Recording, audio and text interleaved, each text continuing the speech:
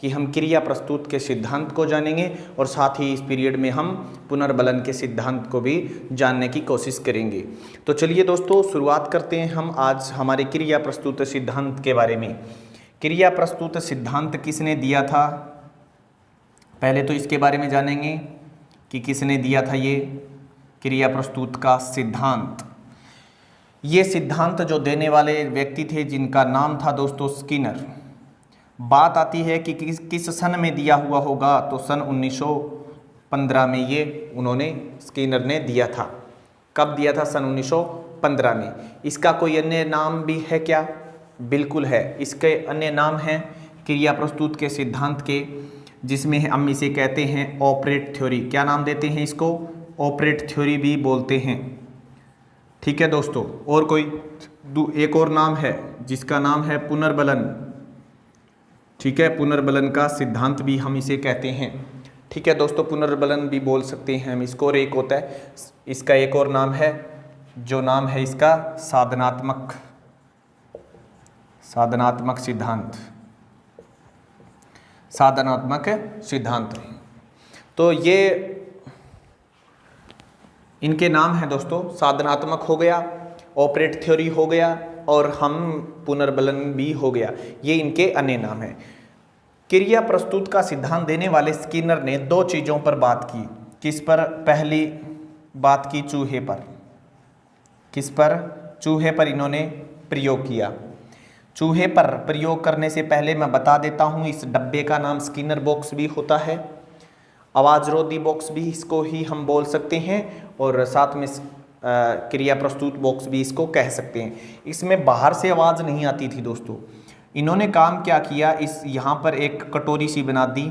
ये डब्बा बंद था, एक यहाँ पर एक लगा दिया, जैसे बटन सा लगा दिया, जहाँ से ताकि इस चूहे के पास दाने आ जाएं। क्या आ जाएं? दाने। जब ये दबाएगा तो यहाँ से दाने निकल के आएंगे इसके पास। तो चूहा क्या करता है, बार बार घूमता है। भूखे चूहा बेचारा, भूख लगी हुई है, घूमता है। एकदम से क्या होता है, अचानक ये बटन इससे बाय चांस क्या है, वो थोड़ा सा नीचे दब जाता है, पाँव से उछलता है तब। तो ये बटन जब भी उससे जैसे ही दबा तो ये उसको क्या मिला? पुनर्बलन मिला। क्या मिला? नाम क्या है? पुनर्बलन। ऐसे ही तो याद होगा ना। मैं दूसरा वो ले लेता हूँ दोस्तों, एक बार रुकिएगा 2 सेकंड, ये चल नहीं रहा, वो इधर रह गया क्या?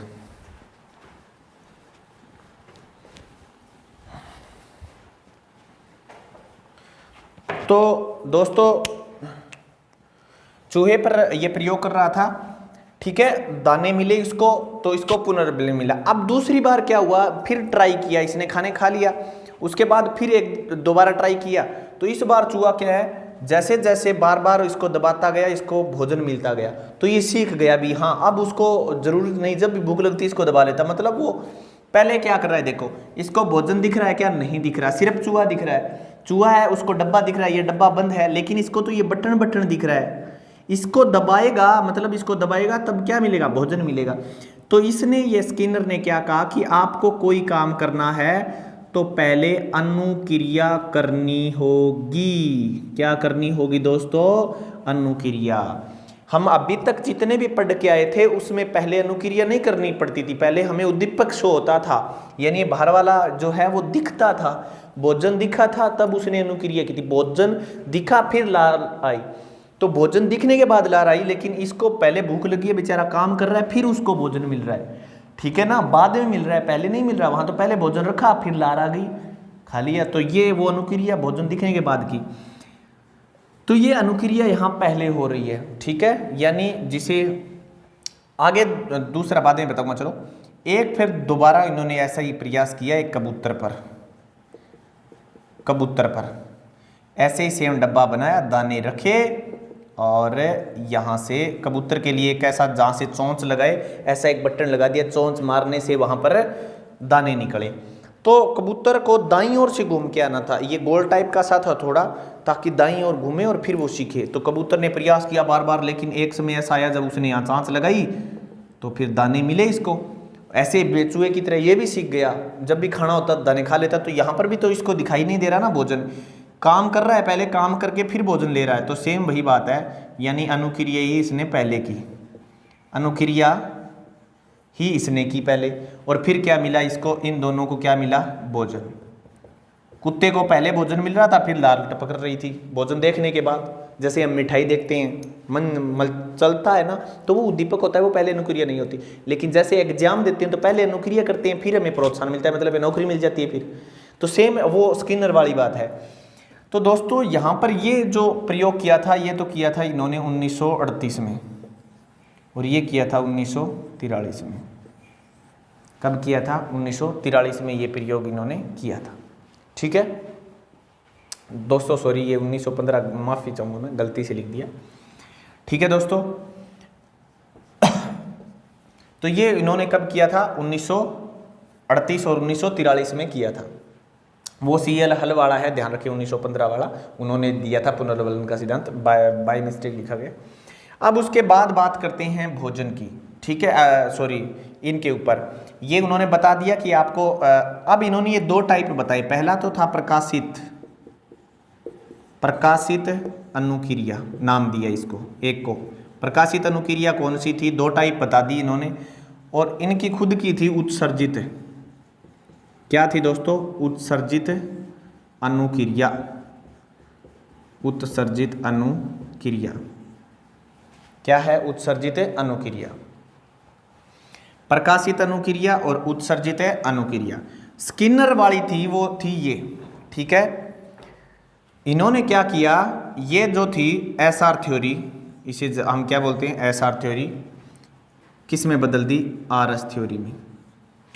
ठीक है, RS थ्योरी में इसको इन्होंने बदल दिया, SR थ्योरी को किस में बदला, RS थ्योरी में। तो दोस्तों ये है क्या, प्रकाशित अनुक्रिया थी, जैसे कि हमने उद्दीपक, इनमें क्या है, आपके सामने उद्दीपक होगा, फिर आप उद्दीपक को देखने के बाद क्या करोगे, अनुक्रिया करोगे। ठीक है, लेकिन यहाँ क्या था, मतलब अनुक्रिया बाद में होगी ना, ये देखो रिस्पॉन्स बाद में होगा, लेकिन यहाँ पहले रिस्पॉन्स होगा, यानी यहाँ अनुक्रिया पहले होगी आपकी, जैसे कि स्किनर ने शो किया है, और बाद में क्या मिलेगा आपको, उद्दीपक मिलेगा। क्या मिलेगा, उद्दीपक, यानी प्रोत्साहन मिलेगा। ठीक है दोस्तों, तो ये चीज इन्होंने, इसीलिए इनको स्किनर को क्या कहा जाता है कि SR थ्योरी को RS थ्योरी में इन्होंने बदल दिया। ये हमेशा आपको पहले काम करने की बात कह रहे हैं, आपको पहले कसरत करने की बात कर रहे हैं, फिर आप मोटे होंगे। मतलब आपको उद्दीपक तो बाद में दिखेगा, पहले आप अनुक्रिया तो कीजिए। ठीक है, तो दोस्तों ये बात थी इनके अंदर खास, इनको बनाती है। ठीक है दोस्तों, उसके बाद अब बात करते हैं कि ये एकमात्र ऐसे इंसान थे जो नकारात्मक पुनर्बलन पर भी बल देते थे। कौन है, स्किनर। क्या थे, एकमात्र इंसान जो नकारात्मक पुनर्बलन पर भी बल देते थे, नकारात्मक पुनर्बलन पर भी बल देते थे। ठीक है दोस्तों, लेकिन एक बात बताऊं मैं, इनकी फायदा क्या है, हमारी उपयोगिता क्या है इसमें।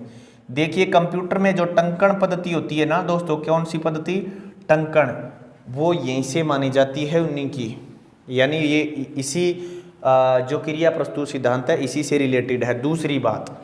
दूसरी बात क्या है, अभिकर्मित अनुदेशन की शुरुआत सन 1954 में। ठीक है, अभिकर्मित जो है, अभिकर्मित अनुदेशन जो था, अनुदेशन 1954, इसकी शुरुआत मानी जाती है। ठीक है, 1954 में इसी अभिकर्मित अनुदेशन की शुरुआत हुई थी। तीसरा चीज है, ये पुनर्बलन पर बल देता है, चाहे वो सकारात्मक हो चाहे नकारात्मक हो। ये कहता है पहले शिक्षण होगा, क्या होगा, पहले शिक्षण होगा और फिर क्या होगा, अधिगम। फिर क्या होगा दोस्तों, अधिगम होगा, पहले शिक्षण होगा फिर अधिगम। ठीक है ना, इस बात पर भी ये बल देता है। तो इसकी उपयोगिता बहुत है, ये पहले अनुक्रिया करने पर भी बल देता है, आपको ये बात मैंने बता दी। ठीक है दोस्तों, ये था हमारा पहला। अब आती है बात पुनर्बलन पर। पुनर्बलन का सिद्धांत भी हम पढ़ेंगे। ठीक है, पुनर्बलन का सिद्धांत अब हम पढ़ेंगे। कौन सा, पुनर्बलन का। बहुत बढ़िया, आप देख रहे हैं पुनर्बलन का सिद्धांत। दोस्तों लाइक भी जरूर करें अगर अच्छा लग रहा है तो। पुनर्बलन का सिद्धांत, ठीक है, किसने दिया था, सन 1915 की बात थी, नाम था CL हल। किसने दिया था, CL हल ने दिया था ये बात। ठीक है दोस्तों, पुनर्बलन का सिद्धांत है क्या ये, देखिए पुनर्बलन के सिद्धांत कब दिया था? 1915 में। ये बात मैंने बता दी आपको। किताब का नाम था, क्या नाम था? The principle of behaviour. The principle of, मैं ऑफ ऐसे लिख रहा हूँ, ठीक है, behaviour. The principle of behaviour में ये बातें लिखी थी उन्होंने। कौन सी? देखो, इन्होंने प्रयोग किया था बिल्ली पर। किस पर प्रयोग किया था? भूखी बिल्ली पर। जैसे कि पहले तो इसने क्या पढ़ा पता है? पहले तो वही थॉर्नडाइक वाला नियम पढ़ा, फिर इसने भी एक बिल्ली पाली बहुत अच्छी सी, भूखी रखा, मछली दी, सेम वही स्टोरी, ठीक है। इसने मछली को खा लिया, सीख गई ये बटन दबाना और बाहर आके खा लिया। एक दिन दूसरा जब प्रयास किया तो उन्होंने दूसरा प्रयास ऐसे किया, बिल्ली को रखा, कैसे? भूखी नहीं थी, ठीक है, अच्छी तरह से इसको रखा, ठीक है दोस्तों, माफ़ी चाहता हूँ लाइट चली गई। इसको रखा, मैं ऑन कर देता हूँ थोड़ा सा।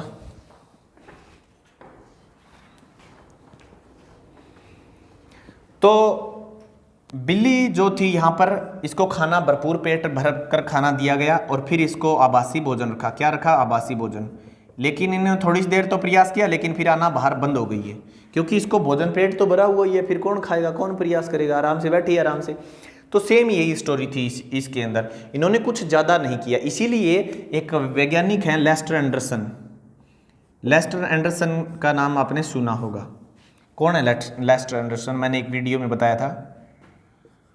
ये वो व्यक्ति हैं, यानी ये किसके शिष्य हैं? पावलो के शिष्य हैं। इन्होंने एक बात कही कि जो हल ने क्या किया है, जो ये प्रयोग किया है, ये सिर्फ लाइट आ चुकी है, नपे तुले शब्दों में किया है। नपे तुले किस में किया है? शब्दों में किया है दोस्तों। नपे तुले शब्दों में इन्होंने क्या है, इस बात को लिखा है। बाकी थॉर्नडाइक का नियम सेम का सेम है। इन्होंने कहा ये तो सिर्फ इन्होंने व्याख्या दी है नपे तुले शब्दों में। तो कई बार आ जाता है प्रश्न में, ऐसी बात ध्यान रखें।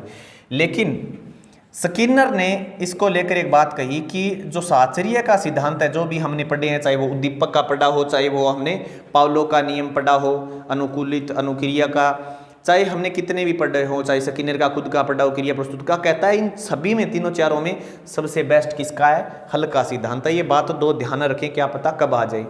लेकिन हल जो है दोस्तों, ये किस चीज़ पर बल देते हैं, ये बात मैं आपको बता देता हूँ। पहले इसके नाम बता देता हूँ कि अन्य नाम क्या हैं। ये नाम जान लेना जरूरी है, ने नाम से पता चल जाएगा कि इसकी उपयोगिता क्या होगी, ठीक है दोस्तों, इसका फायदा क्या होगा। पहला नाम है आवश्यकता पूर्ति का सिद्धांत। क्या नाम है? आवश्यकता पूर्ति का सिद्धांत। आवश्यकता पूर्ति का सिद्धांत इसे बोलते हैं, ठीक है। आवश्यकता पूर्ति का सिद्धांत इसे बोलते हैं। गणितीय अधिगम इसे कह सकते हैं हम। क्या नाम है इसका? एक और नाम है गणितीय अधिगम का सिद्धांत। गणितीय अधिगम का सिद्धांत, ठीक है दोस्तों। एक नाम और आता है न्यूनता का सिद्धांत। क्या नाम आता है? न्यूनता का सिद्धांत, ठीक है। गणितीय आवश्यकता पूर्ति का सिद्धांत, गणितीय अधिगम, न्यूनता का सिद्धांत और आवश्यकता अवकलन का सिद्धांत, इसी को ही बोलते हैं आवश्यकता अवकलन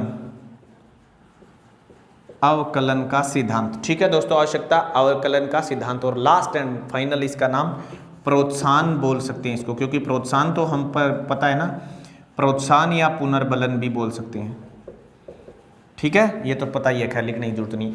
तो ये चीजें इन्होंने बताई थी, ठीक है दोस्तों।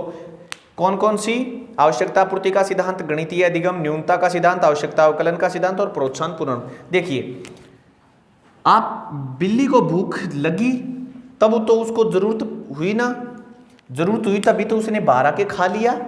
इसमें इसका क्या रोल है? ये तो थॉर्नडाइक ने बताया था, तो इसीलिए तो उन्होंने नपे तबलो शब्दों में कहा। लेकिन बात कहता है कि जब उसको जरूरत नहीं थी तो वो नहीं आई, मतलब आवश्यकता पर तो डिपेंड है कि नहीं है, इसलिए इसने नाम दे दिया, ठीक है। तो ज्यादा कुछ इसमें डिपेंड नहीं है, थॉर्नडाइक वाला सेम है। ये दूसरा गणितीय अधिगम में काम आता है, ये न्यूनता का सिद्धांत और आवश्यकता अवकलन का सिद्धांत और प्रोत्साहन। अरे भाई, क्योंकि प्रोत्साहन मिला इसको, तब ये बाहर निकल के खा लिया। लेकिन ये थोरनडाई की बात थी, जब प्रोत्साहन की जरूरत ही नहीं थी। कहने का अभिप्राय यही है, जब हमें कोई प्रोत्साहन नहीं मिलता तो फिर हम काम नहीं करते, हम काम नहीं करते।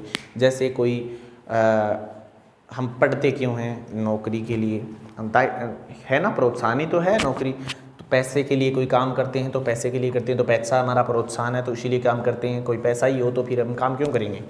यही होता है ना, फ्री में अगर घड़ी छापने होते तो फिर काम क्यों करते इंसान। तो बात ये थी दोस्तों। अब बात आती है इसका फायदा क्या है, इससे समझो। पेपर में क्या पूछा जाता है, या तो ये नाम पूछेंगे या फिर इसका बेनिफिट क्या है हमारी शिक्षण पद्धतियों में।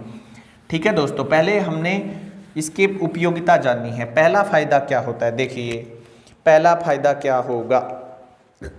ठीक है, इसके पाठ्यक्रम का निर्माण, इसके आधार पर क्या होता है पता है? पाठ्यक्रम का निर्माण। क्या होता है? पाठ्यक्रम निर्माण,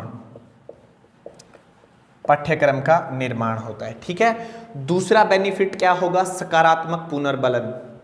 उपयोगिता क्या है इसमें? सकारात्मक मतलब ये कहता है कि आपको पुनर्बलन मिलना चाहिए, सकारात्मक। क्या मिलना चाहिए? पुनर्बलन। सकारात्मक क्या मिलना चाहिए दोस्तों? पुनर्बलन। नकारात्मक नहीं मिलना चाहिए, क्योंकि जैसे मान लीजिए अगर आप पानी चाहिए आपको, आप बोर कर रहे हैं तो पानी मिलेगा तभी तो आप लोग आपके साथ जो हो रहे हैं गांव के वो भी बोर लगा लेंगे। लेकिन अगर आप खोद दिया 80 फुट, पानी मिला ही नहीं, नकारात्मक, तो फिर आप वो काम नहीं करेंगे। तो सेम यही बात कहता है कि आपको सकारात्मक पुनर्बल मिलना जरूरी है। ये आवश्यकता के महत्व को भी शो करता है। ये बात तो आप भली भांति जान गए होंगे, आवश्यकता का महत्व। ठीक है, आवश्यकता का महत्व भी हमारे सामने ये शो करता है। और लास्ट एंड फाइनल प्रोत्साहन पर बल देता है, क्योंकि प्रोत्साहन मिलना जरूरी है। प्रोत्साहन पर देता है बल दोस्तों। प्रोत्साहन क्यों? क्योंकि बच्चे को आप इनाम दोगे तो वो पढ़ाई करेगा। साइकिल की कह दो, साइकिल दूंगा बेटा, कहाँ ये पढ़, तो वो पढ़ेगा। उसको मतलब नहीं है नंबर कितने हैं, 100 में से 100% ले गया चाहे, लेकिन खुशी उसको साइकिल की होगी, क्योंकि अब साइकिल मिलने वाली है। तो प्रोत्साहन बहुत कुछ मैटर करता है। ये थी दोस्तों आज की हमारी क्लास। कल फिर एक नई वीडियो के साथ फिर हाजिर होंगे। शुक्रिया आपने ये वीडियो वॉच किया। अगर आपको अच्छी लगी लाइक और सब्सक्राइब जरूर करें। शुक्रिया, धन्यवाद।